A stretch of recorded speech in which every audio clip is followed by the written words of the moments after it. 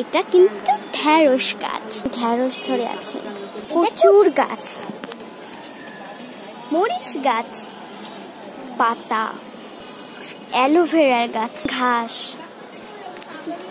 কলা গাছ।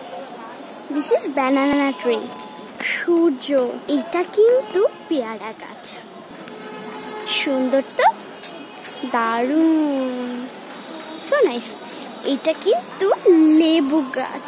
সুন্দর না, দারুণ। দেখো লেবু ধরে আছে, দেখেছো? লেবু ধরে আছে। লেবুটা আমরা পারি।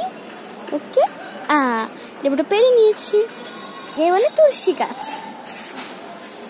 দেখো এটা পেঁপে গাছ, পেঁপে ফুল, ছোট ছোট পেঁপে ফুল।